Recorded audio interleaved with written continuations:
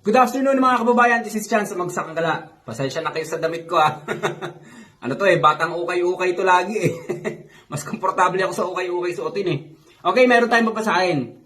Ang sabi ng kababayan natin, Sir, good day, salamat sa acid guard mo. Nawala ang guard ko. Dati kasi laging tumataas sa dibdib at lalamunan ko. Masakit lagi at nainom ako ng Kremil S. Partida, umiinom pa raw siya ng Kremil S. Pero ngayon wala na. 2 araw ko pa lang naiinom. Naramdaman ko na nawala. Salamat po from Macau. Okay. Marami na sa Macau. Marami ng acid guard sa Macau. Ang ginagawa nila, pinapasabay. Minsan naman, pinapadala nila sa post office. Ganun ang mga discarding ginagawa nila.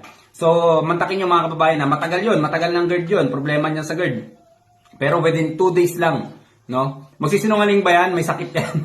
Within 2 days lang gumaling siya. Umiinom pa siya ng Kremil S. Meron pa nga siyang sinend na picture na may Kremil S So, isa yung patunay mga kababayan na ang acid guard ay hindi pa sumasablay, no? Basta proper lang ang paggamit niya. Tama lang ang paggamit, ang mga procedures niya. So, yun lang mga kababayan. Kung gusto niyo mag-order, syempre, mag-PM lang kayo sa akin. At number 1, legit ang Pinoy Farmer pagdating sa mga gantong transaction na payment first. Ako si Chance at ako magsasakang gala.